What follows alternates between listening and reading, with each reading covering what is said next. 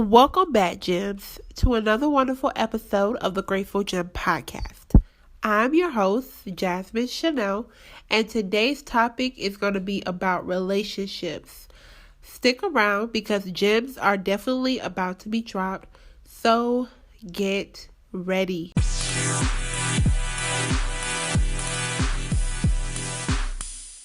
I need everyone listening to this podcast episode to follow us on Instagram at The Grateful Gem Pod, and also follow me at Jasmine Shannelle. Don't worry, I spelled everything out and left it in the notes below. Take a look. See you there. Now let's get into this episode. What's up, gems? I'm super excited for you guys today because I'm going to be recording the live episode that I did about a week and a half ago called The List Part 2. If you're familiar with my podcast, you know that I did The List Part 1. That came out a while back. And if you have not heard that, I'm going to link that episode down in the episode notes so that you can check it out. This episode was a live episode that I did on Instagram, and there will be more live episodes to come. I'm going to play it for you just in case you missed it. It was a Q&A session that I had with 2 females and 2 males. We had Brianna V of Think Royalty. We had Brandon Miller and Jerron Beasley represent for the guys. And, I was there represent for the women because we have a lot to say when it comes to relationships. So if you didn't get a chance to take a listen to this, I'm going to go ahead and add it for you. Stick around for the whole episode so that you don't miss out on anything. I hope you enjoy it. Let's go. Are you loving this episode? Great. Don't forget to leave your feedback by rating and leaving a review on Apple iTunes. Also, don't forget to subscribe anywhere wherever you're listening to this podcast. And make sure that you follow us on Instagram to keep up in the know of what's going on with the podcast. Okay, let's get back to the episode. Brianna, first I want to ask you, first of all, do you have a list? Do you believe in a list? Do you think that a list is necessary for a relationship? So I do have a list. It's, I would say I have my key 3 things that I like or prefer, and it's really basic. If you want me to go into it? So it's basically, for me, I would say it's not physical, it's just 3 things: respect, trust, or honesty, and then I would say being open, communication. So my list is more so is the person, someone that I can talk to or trust. So that's key values, I guess I would say. Okay, great. I love that. I also agree with you. I feel like there's a difference between standards and expectations of a person, and we have to get realistic in what it is that we look for in a significant other, and that's basically what I was trying to convey in this episode. Right. Brandon, I know this is your favorite episode.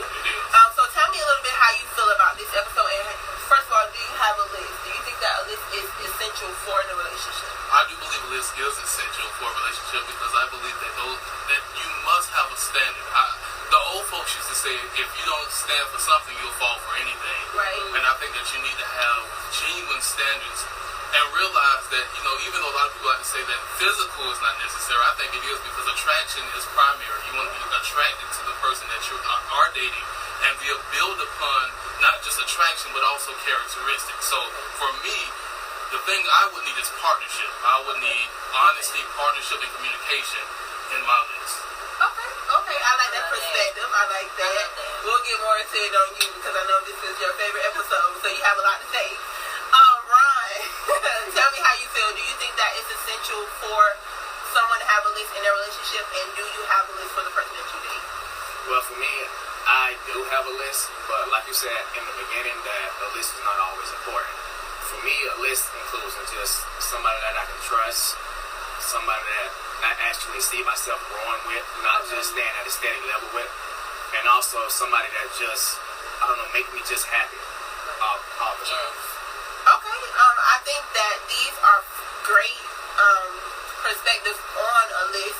I want to ask you guys, do you think that we should have lists when it comes to the person that we date? Do you have lists? Is that a realistic list, or is it something that, is it more of a want and is it more of a need? Because we realize that in the significant other that we have, that God gives us what we need and not what we want. So I encourage you that if you that you line it up to what God says about a significant other, and you make sure that it is actually one that's realistic, not something that is made up or imaginary. I hate to put it like that, but that's just the God honest truth, because 9 times out of 10 when we have a list, and like I said previously, I've had a lot of things on my list, and I've had to reevaluate those things and line it up to reality and what God says about a significant other. So if you have a list and you realize that the guys that you date or the women that you date do not line up to that, maybe it's because it's not realistic.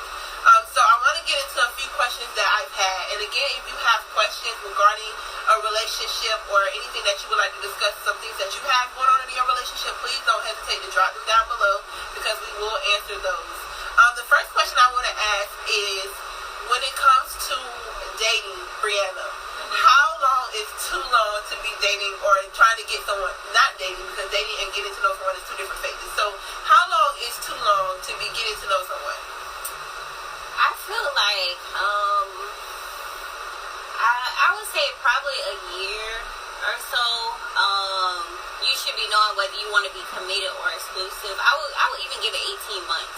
Okay. You know, like, okay, we want to take this further, or we just see other people. Okay. So I would say a year to 18 months. A year. So you're saying that you believe that in a year that you can still be in the getting to know somebody phase. So you can be like getting to know that person and courting them without physically saying like, okay, we can move to the next step, or is that just basically saying that we're exclusive? I could see that. Actually, that is a tough one, because I mean the shortest would be about 6 months. Okay. Because I feel like you still need to know if this is somebody you want to commit to. So I could even say 6 months to a year. Yeah, I give it a year, because year and a half.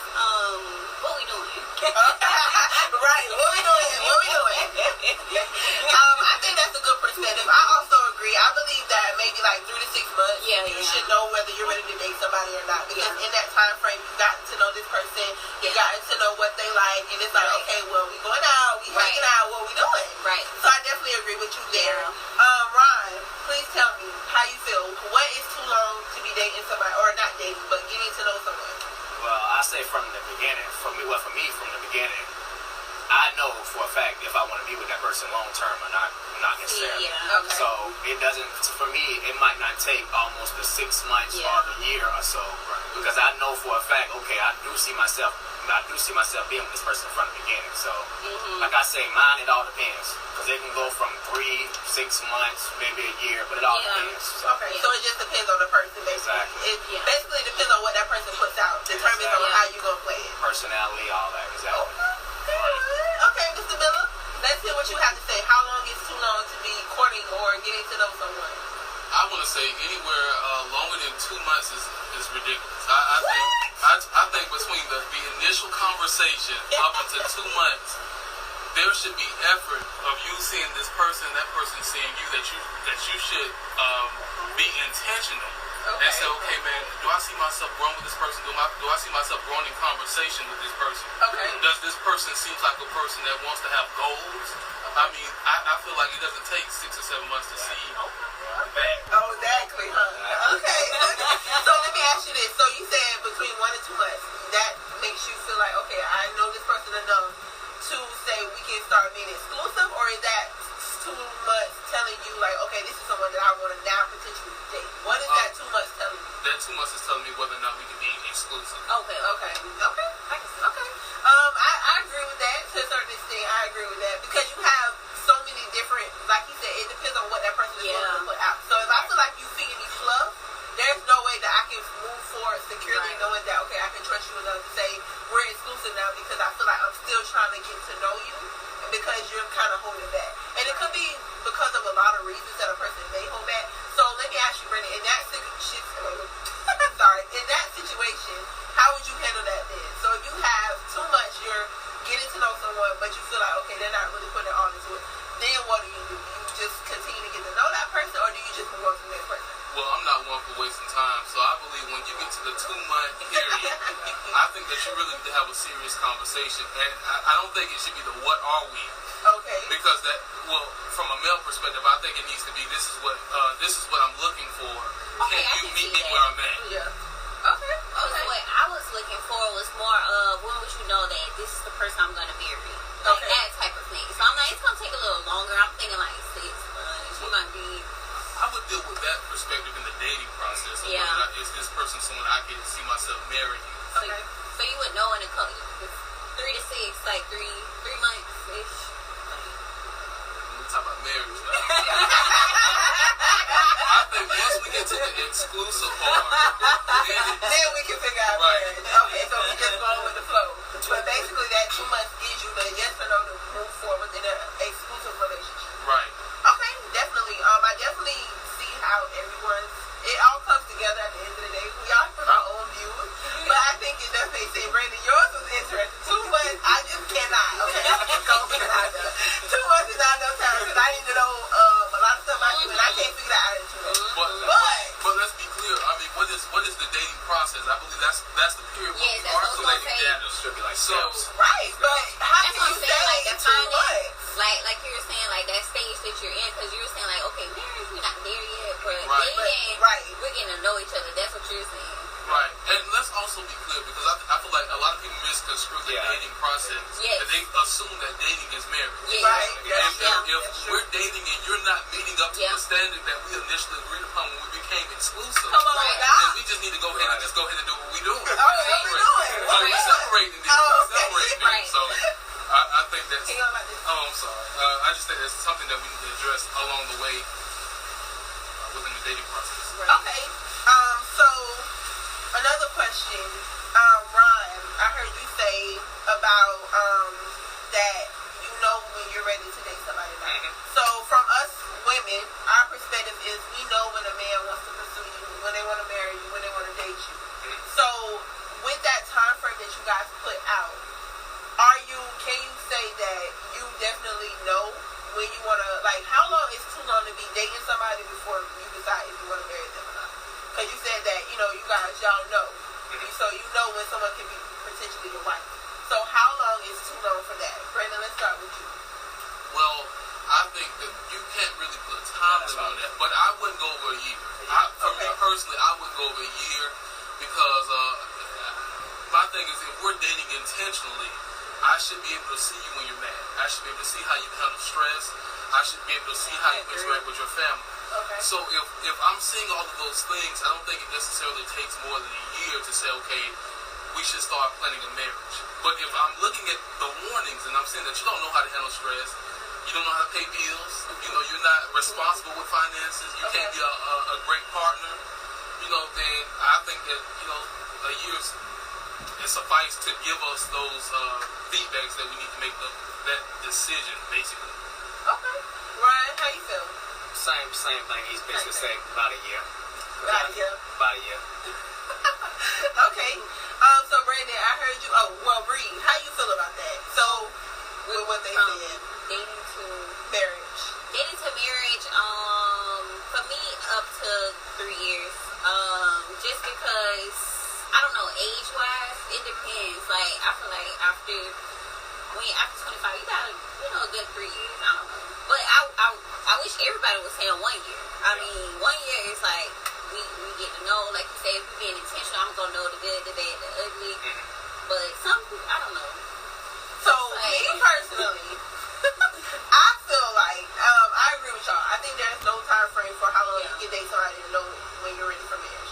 Me personally, I feel like it's over a year though, because I feel like within a year, you're kind of still in the Honeymoon phase. Yeah, honeymoon phase in a relationship. So I feel like I don't really know you enough, like to say that I can commit to marrying you. So if somebody proposed to me in a year, I'm like, unless it's like God driven, God like, okay, but in a situation like that, for me, I'm like, I don't know. Yeah.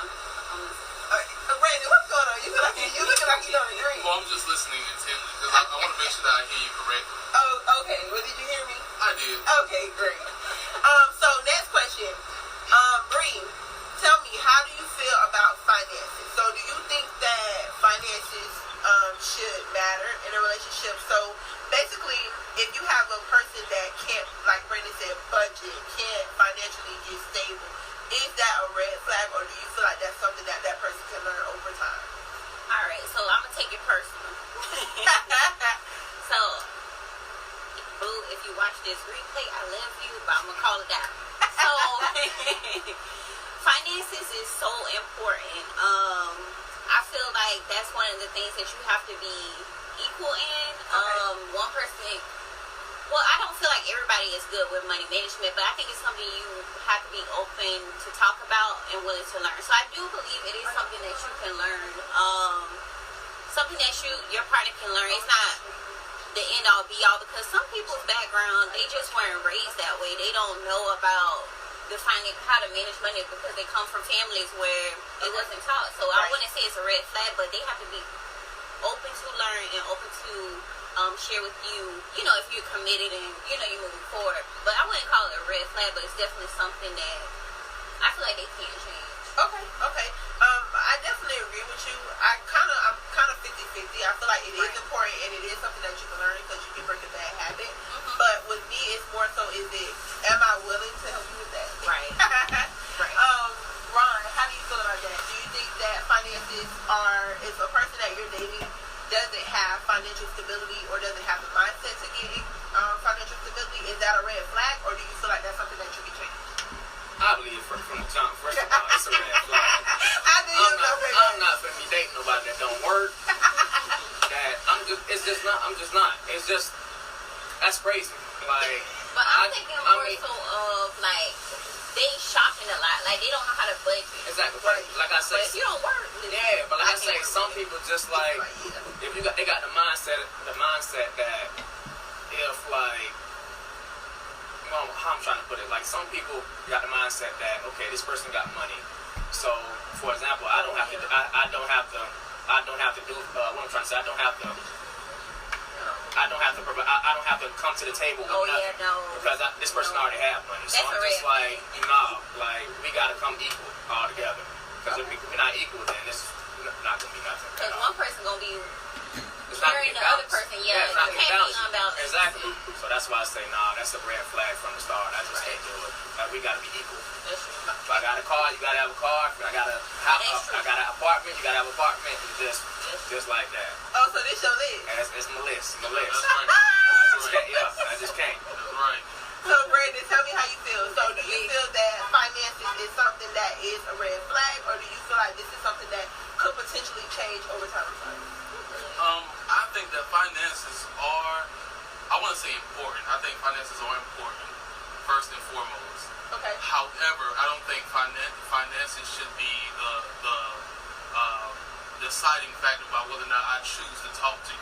Okay. Because you can meet someone who doesn't have a car, doesn't have a job, but when you start to date them, you see that they have a drive that says, I need a car, I need to drive, I need to build a bank, so it just depends on the character, the integrity, the drive, and then how people manage what they do have. So from my perspective, I'm looking at finances, but I also want to see how you manage what you do have. Okay. So that's my perspective on finances. So you feel like it's a red flag, or you feel like it's something that can potentially change? I'm in between on that. And the reason I'm in between because I'm looking at how you manage what you have. Okay. So because you can have someone who has a bunch of money, but they're so irresponsible. They broke. They don't have money. And you got some people who have a little bit, but they manage so well. Exactly. That they're disciplined. They can you can trust them with the money. Yes. Okay. All right. So that's my opinion. Okay. So I'm in between. Okay. That's cool.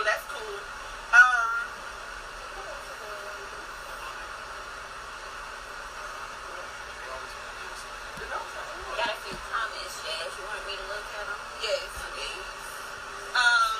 So we talked about finances, we talked about money, and that's something that we could potentially change. So I want to know, what do you guys think is the most important part of a relationship? For me, I can personally say it's communication, because I am a person that loves to talk, and I feel like instead of taking the easy route out and just running away from conflict, that you have to communicate and effectively communicate in order to get through any situation. So I feel like without communication, like the Bible said, without work, without faith, without works is dead. Thank you, brother. But I feel like communication is the number one key aspect. Bree. Oh, sorry. Can I interrupt real quick? I want to ask you a question. What does communication look like from your perspective in a relationship? Oh, okay, I can definitely break that down. So for me, communication is being able to effectively say what it is that's bothering you. Don't communicate and basically at the end of the conversation, we accomplish it. I feel like we can sit up all day long and talk about an issue, but if we haven't came to a resolution or we haven't solved the problem, we just wasted hours of communicating. So when you come to me in a conversation and you say, hey, we had a conversation, I felt da-da-da-da. Okay, cool, let's talk about it. What can I do to change that, or what can you do if I'm offended? But don't come to me just talk about, I just want to get something off my chest, and then when it's like, when I'm responding to you, you don't have words for me.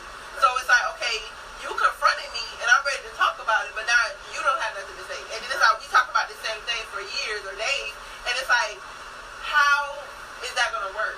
We have to come up with we have a problem, so we have to have a solution, right? So we can't have a solution if there's no problem. We can't have a problem without a solution. So if you're ready to effectively communicate, and I say effectively highly because a lot of people communicate, but they're not effectively communicating. Correct. So it's like we can be sitting here all day long having these conversations, but if we don't implement it in our relationship, we just wasted our time. Right. So Bree, tell me how you feel about that. What is the key aspect to any relationship?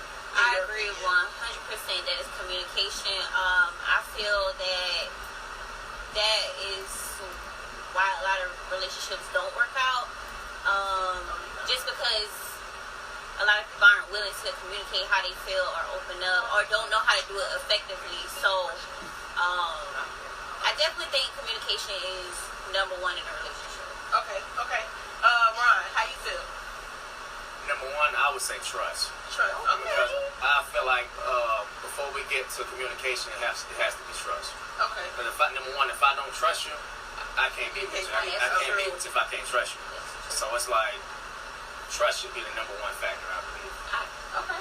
So brother, tell me how you feel, Mr. Miller. I'm gonna have to say, Ron, that's the one I disagree with, bro. And I believe communication is the most important because if you're communicating, I will hear what you're saying and decide for myself whether or not I trust you. But my thing I agree with you on that, brother. My thing of it is, okay, if you don't trust the person, like I'm trying to put it, if you don't trust the person, you said communication would be first, but if you don't trust the person, why would you be with somebody you can't trust? But wouldn't you effectively have to determine whether you trust that person through what it is that they're saying and what they're doing? So that comes through communication, right? Being open, that's why I think it's important to be open about things because when you keeping things, that's when the trust leaves because it's like you keeping out stuff, details. So now I'm like, do I trust you? Right. I get things out. And just to reiterate what Jasmine was saying, I do think that effective communication is what's important because a lot of people will say, "Man, I'm just communicating," and they ain't really saying nothing. Exactly. Come on, brother. So we want to make sure that communication is you actually talking, someone actively listening, and then someone responding with a solution. And sometimes I think it's effective, even if you're having an argument, to repeat what the person is saying. Like I'm hearing that you're saying this, and this is my solution to what you're saying. That's my take on what effective communication is. Okay, I agree with you. Ryan, I do think that trust is important, but I think for me, trust comes after communication because what you say and how you act in communication will allow me to trust you or not.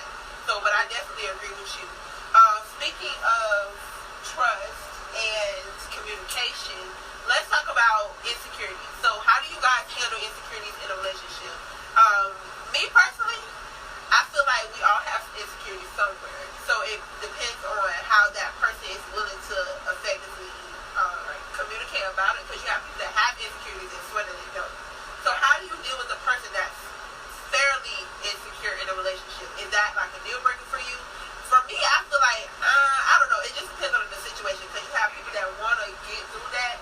But say for instance with trust. If you have a person that doesn't trust you, so you have a person that, okay, say if my dude don't trust me. So you calling me all the time. And I say I'm out doing a podcast. I got to send you the link to the live. Like, you know what I'm saying? Like, I'm in the Wendy's, drive through at Wendy's. I got to put the people on the speakerphone. Like, I feel like that's just I'm serious though, you guys. Like, when it comes to trust, people will go through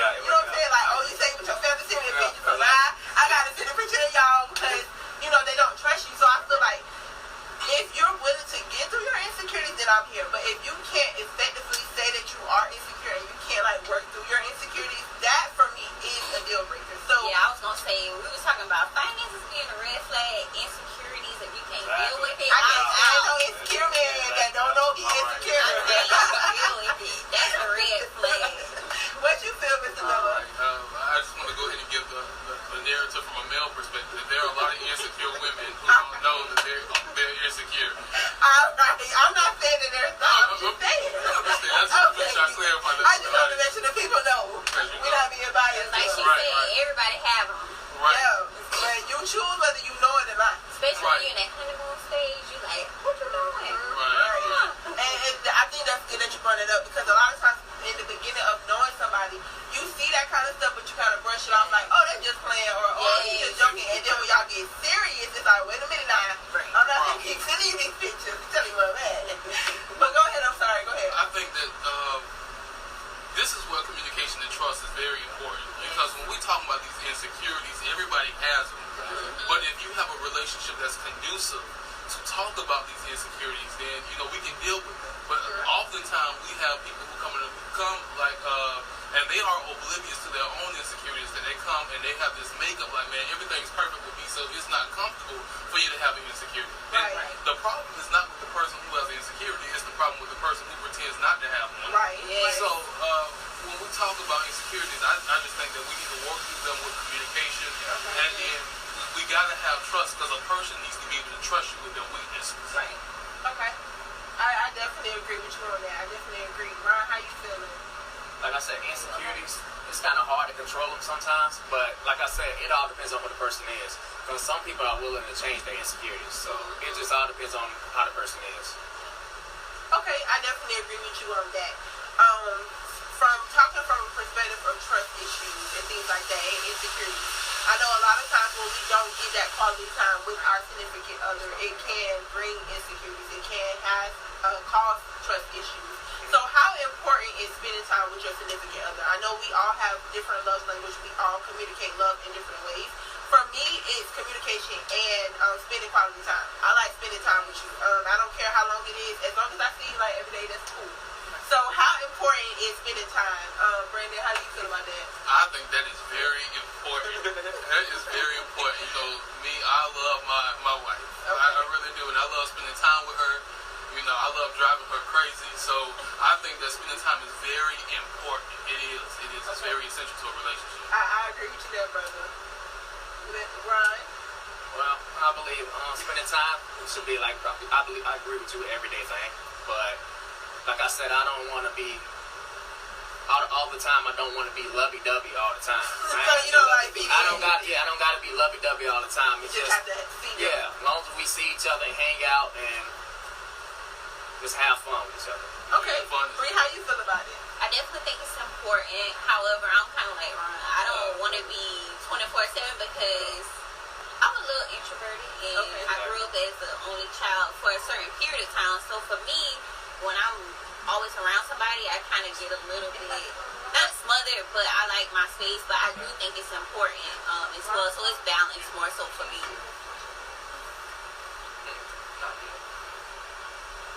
Okay. So speaking from a perspective of spending time together and love languages, what would you guys say? I already gave you guys my quality time and communication. So, Ron, what is your love language? Or do you know your love language? Do you know how you communicate through love? Not necessarily, no. Okay, so in a relationship, what brings you, like, what keeps you going in a relationship? Is it the person, like, making you feel loved? Is it the person communicating with you? Is it you guys spending time? What is it? I agree. Yeah, you don't like PDA, obviously. I would say, communication is number one. And another thing I would say is spending time. Okay. I agree with that. Bree, what's your love language?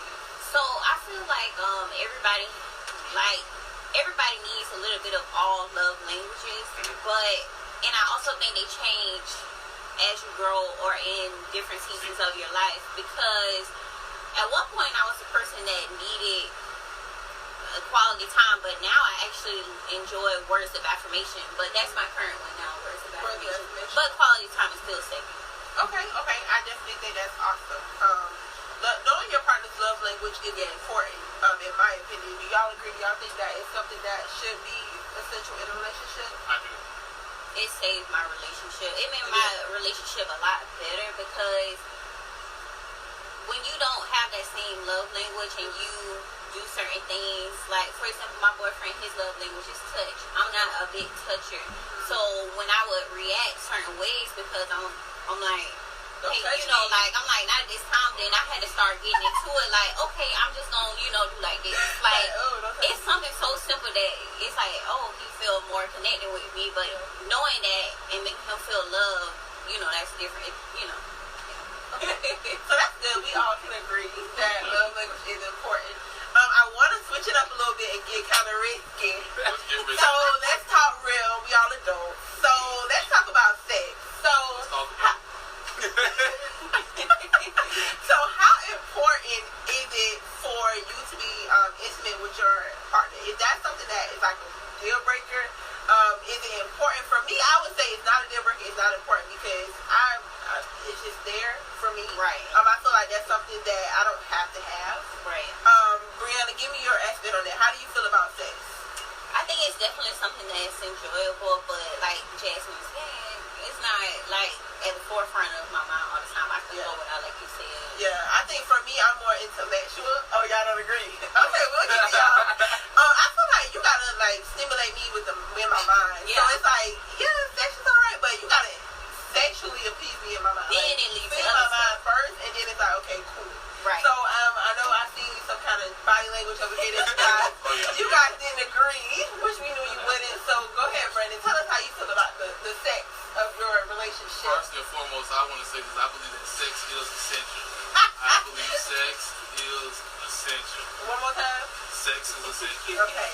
I don't think that it should be the most important, significant thing of the relationship, but I think it is an important attribute in that you, to me, you know, in my marriage, to me, sex is a form of communication. It's me expressing all of the other qualities that we have in the marriage, in the relationship. So I feel like, you know, it's, like I said, it's a deeper expression to me. So I feel like it's important. I agree with that, and especially in marriage, like you were saying, I feel like I would have a different mindset about it. It's like, this is something we do. Like, this is not every day, but she's talking not every day.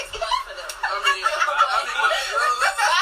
it's she say not every day, but let me I'm ask trying to you say, this. like, On the stand-up tip, you know, and I want to get the women perspective. oh yeah, come on. How many times a week is too much? I mean, me personally, I don't agree with the not every day thing. I can go every day. I'm good with that. I was trying to sugarcoat for y'all. No, don't sugarcoat. Be real.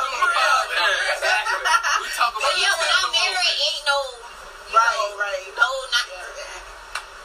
I'm trying not to speak on stuff I don't know about, but yeah, I agree. It's like that's not too much. I feel like that's what y'all together for. Like that's the union. Right. Be fruitful. I do agree with you when you said that is a form of communication. I definitely agree with you on that. Ron, what do you feel? What you think? Go ahead, Ron. Me, I do feel like sex is important in a relationship because it's just, like I said, it's just the way of how you express yourself. Okay. You can't express yourself without sex. So it's like, I feel like it's not very important, but it's important. Okay. I definitely agree with you guys. Speaking on the note of sex, let's talk about how many partners a person has. Is there a number for men? I definitely think it is for us. That it's just like, well, wait a minute, how many people you've been with? But does it matter if a girl comes to you and say, you know, y'all having that conversation, because I've had it plenty of times. But I feel like if y'all having that conversation and a person says a number, is that like a red flag, or is it like, okay, cool? Because, you know, sometimes they got them double standards. So it's like, men, y'all could be around, and then women is like, nah, you get around. I mean, yeah, if you got somebody that's been all around the world, I mean, yeah. I mean, So what's your number? I say mine should be under 10. If you hitting on 20, 30, nah, we ain't, nah. Lord. Ain't happening. Brandon, how you feel? I'm even more strict. I want to say 7 is my. That's you know, once you go over 7, we got problems because you know, I feel like you should see your body as a more important.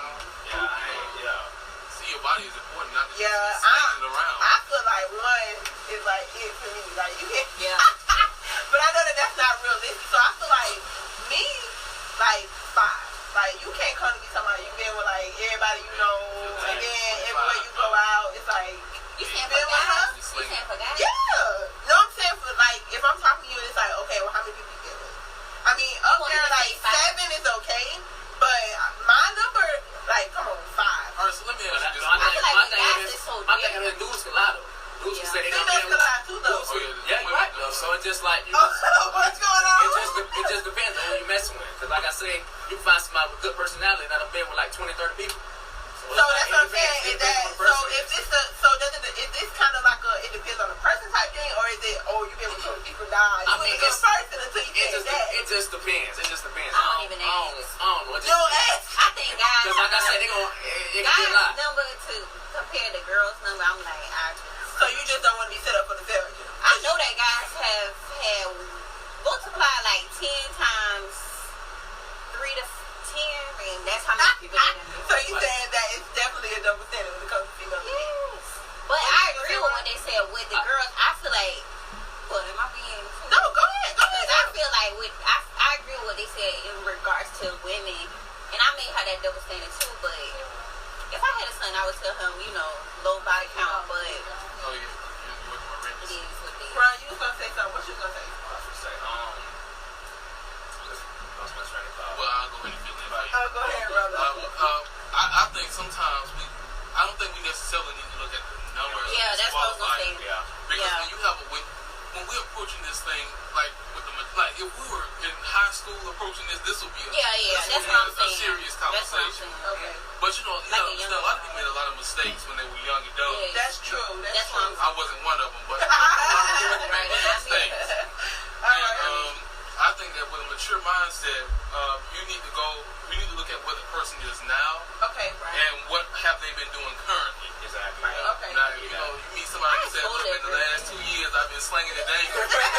My number in 2 years is 26. We got a problem. Yes. So do you think that that's something that could potentially stir up insecurities in a person if you tell someone like, oh, I've been with this many women, and it's like she says she agree with it, but then she Most start acting definitely. out It's gonna look too different. It's gonna look too different. I don't know. How I'm you like, feel about whatever. it? You feel like okay? Cause like you So were saying, like everybody had a so you don't be season. set for failure. Everybody had a season, like he was saying. So I'm like, well, long as from the time we dating to what this day, you ain't saying I had another person. Exactly. Okay, I'm cool. Okay, so as long as it's not current. Right. Okay. So let's talk about. I know we talk about numbers. So let's talk about exes. So how do y'all feel about exes? Is it okay for your significant other or the potential person that you're dating to still communicate with the ex? Heck no. No. Heck no. No. No, that is not okay. It's not. Let's talk about why it's not okay. Brie. Let's get your opinion. Why do you think it's not okay? Number one, it's something that you're used to, and we already have bad habits where we revert back, and y'all want to be friendly. It's just not gonna work out for me. Friendly. Oh yeah. That word so friendly. Ryan, what you say? You say no, right? No, not at all. Because again, that'll bring up insecurities. So it's like, why would you put yourself in that situation? Yeah. Of still messing around with your ex? I still communicating with your ex.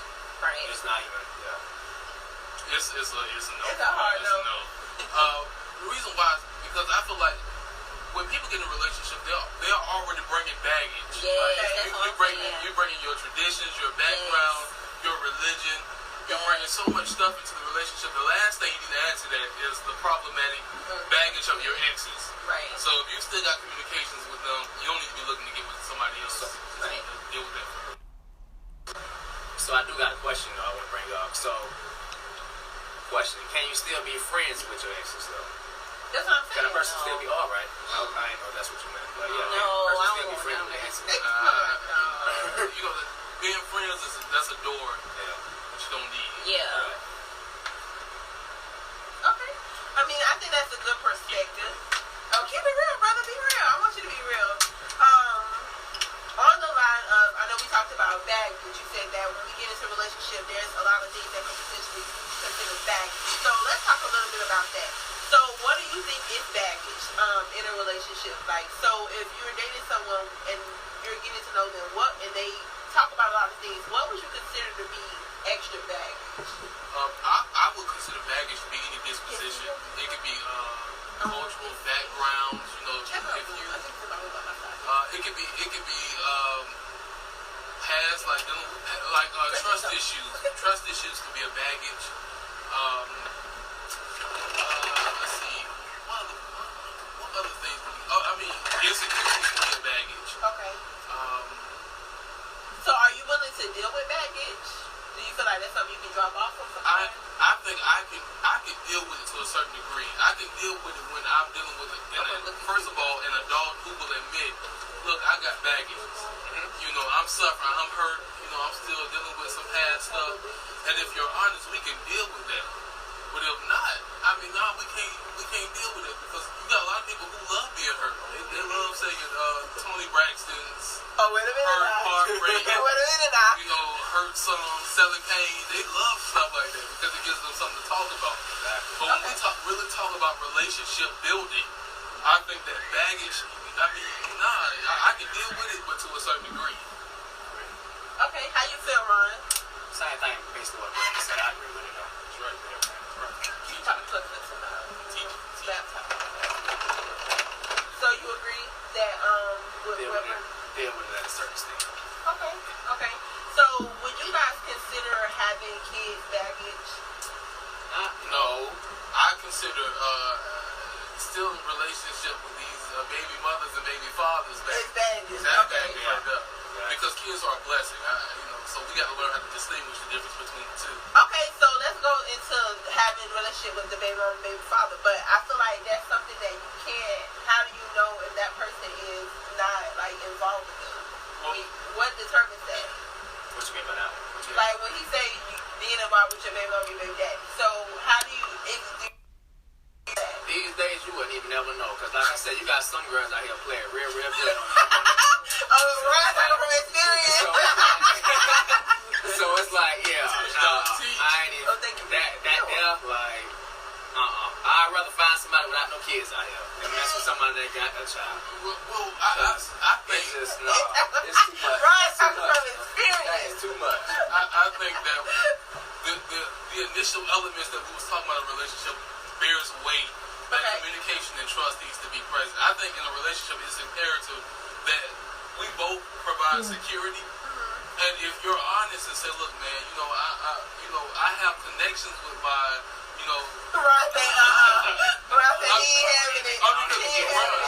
Ron, everybody not doing it, bro. I mean, yeah, you can say that, but at the same time, they'll tell you the same thing too. Well, I ain't doing it, but they out here still doing it. But see, that's the process by which the dating while you're collecting data that you can apply. I ain't getting myself in that. All right. Bree, let's hear from you. How you feel about it? We were talking about baggage. So previously we talked about having baggage in a relationship. So do you, with baggage, what is something, if you're having a conversation with your boyfriend and he speaks on certain things, what would you consider baggage? And do you think that that's a deal breaker, or is something that you could potentially work through and feel like he can drop off?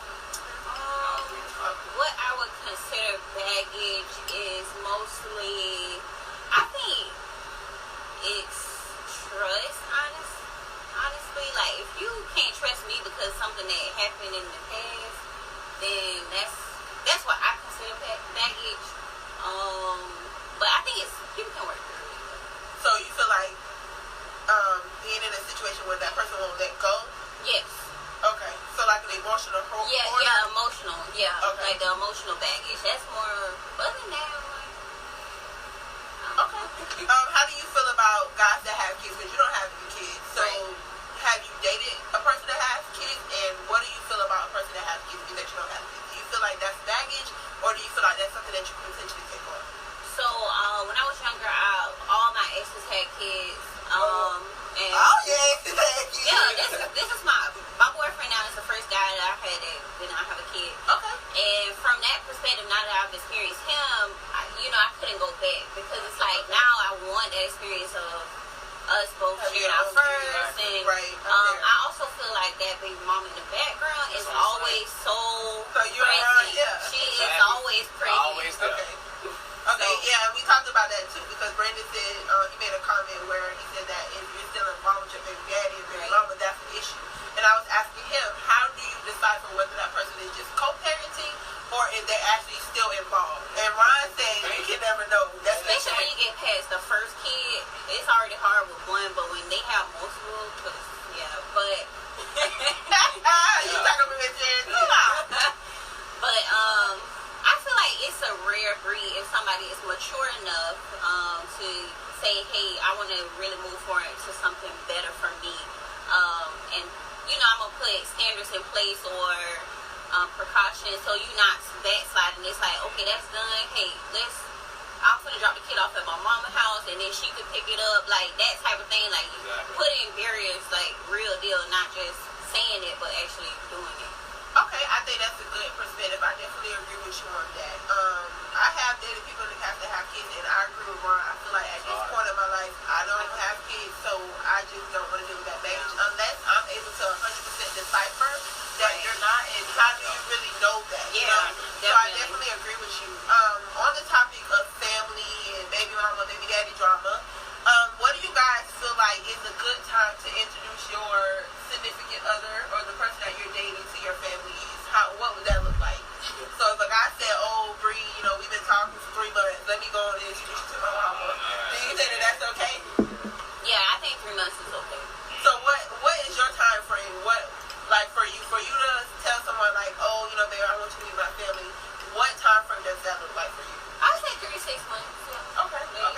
What about you, Brandon? I'm like 5 to 6 months. Okay, Ron. Okay.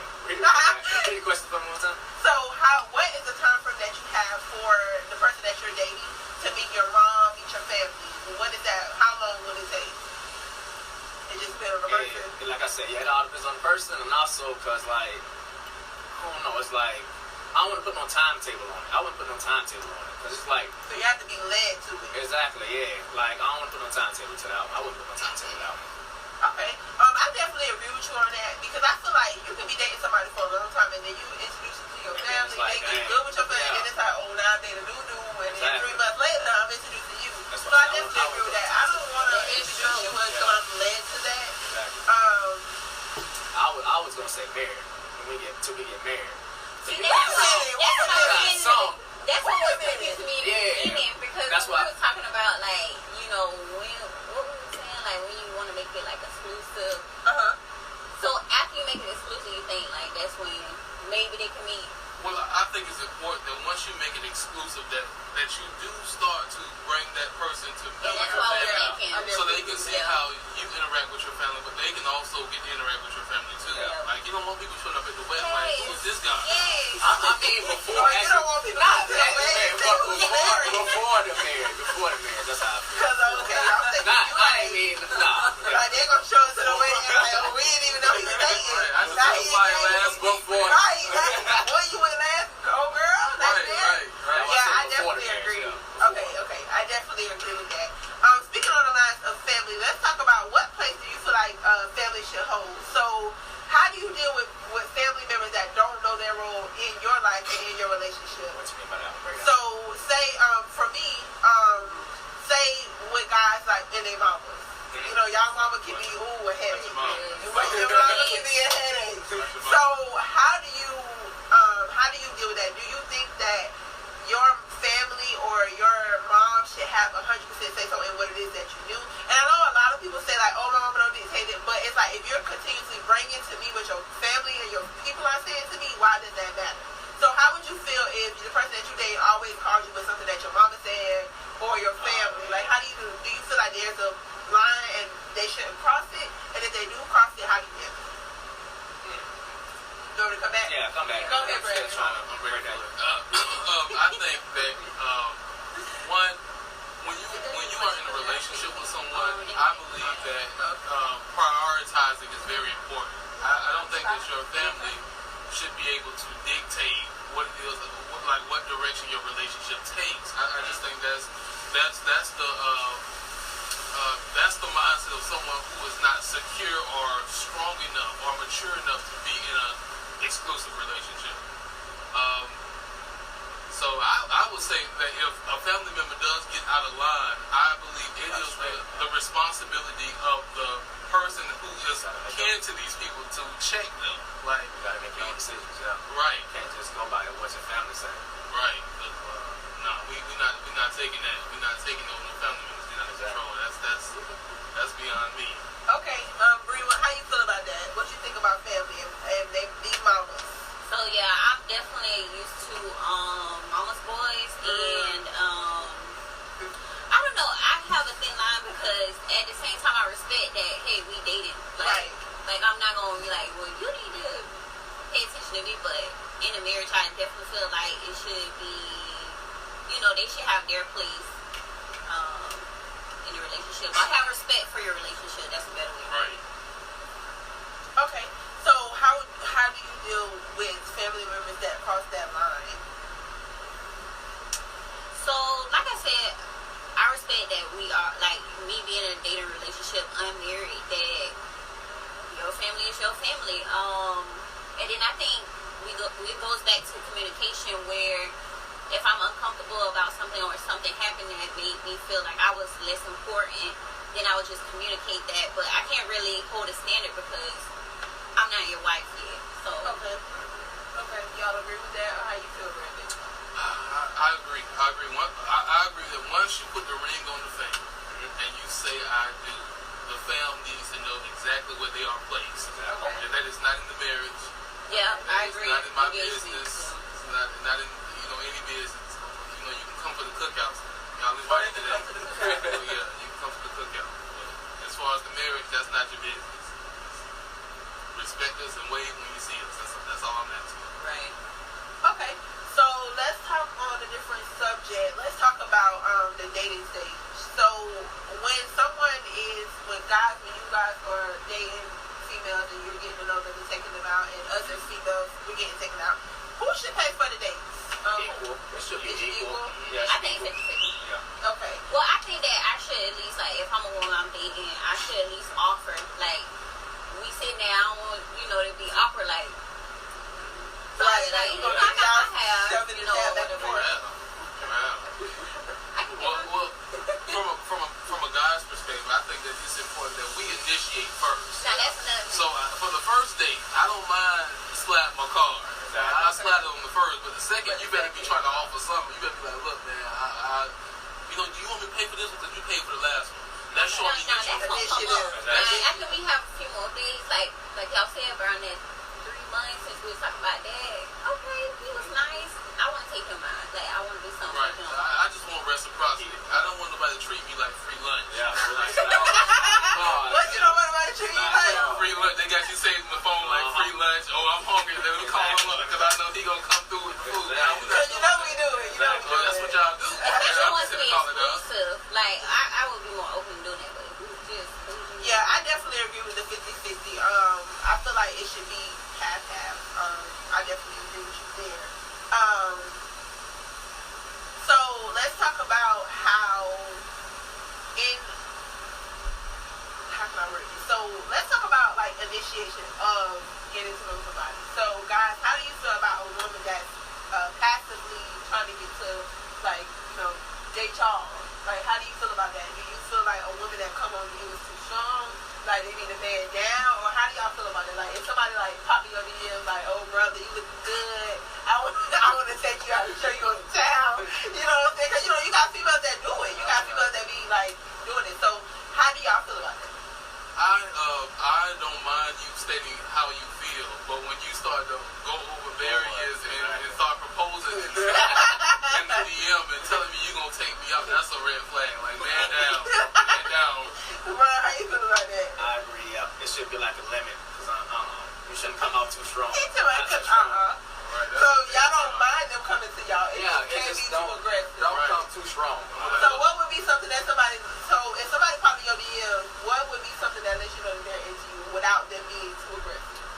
Well, just be like, Hey, hey, you look nice or something. Just something simple. Don't come out too strong. Like, hey, let's go out. Not, hey, let's go to so and so the club or something. It just don't come out too strong. so they can't initiate a date. They can just make conversation. Exactly. And then let them I'd rather initiate a date. Okay, so they can initiate talking to you, but initiate and getting together, that has to be on y'all. Right, exactly. Yeah. Okay, so Bree, tell me how you feel about that. So for us females, how do you feel like, could you potentially see yourself like reaching into a DM trying to take a dude out on a date? Like,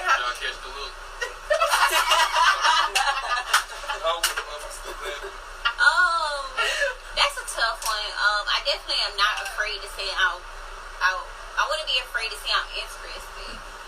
Like you were saying, like, hey, you look nice, like, I love that picture, or whatever, like, which was, like, conversation, but I don't see myself being aggressive. Like, yeah. So you do agree that it's okay to reach out? Yeah, you just yeah, don't initiate. yeah. You don't leave it up to them to initiate the date? Yeah. Wait, initiate the date? Yeah. Like, I'm saying, like, take me out on a date.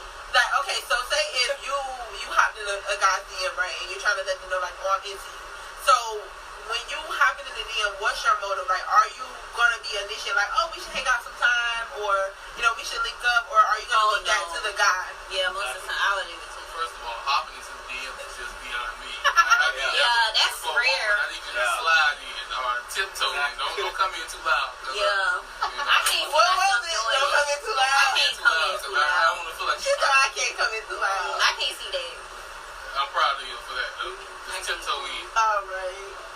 I want to look up and just be like, oh, dang, you came from nowhere. I think it's more so like placing yourself. Like, I feel like, okay, like, I say, like, if you're doing a story, and then I might say, ha ha, or something like that. Like, okay. Not like, hey, like. So on that topic, I'm glad you brought it up. So on that topic, how do you get someone to acknowledge you? Like, for a person that has, like, a lot of females trying to talk to him, and you genuinely like this person, would that be something that you would do to get that guy's attention? Just to say, like, hey, I noticed you. Like, what does that look like?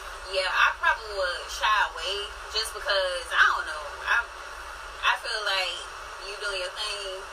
You do so it. So you feel like it's too intimidating for a man like that? Yeah. How do y'all feel? Like, for a female that, like, has a lot of that, or people that you think are already, like, targeting this girl, how would you stand out in that girl if you're trying to, like, talk to her on social media? What would you do? Is it, like, responding to a story? Is it, like, hey there, like baby kid? Like a couple pictures, you know. Oh, like Yeah, that's like what I couple was saying, pictures. you know. Love a couple stories, but yeah, that's how I do it. I ain't finna just Push hey, your whole yeah, heart out. whole heart out. You know? Right.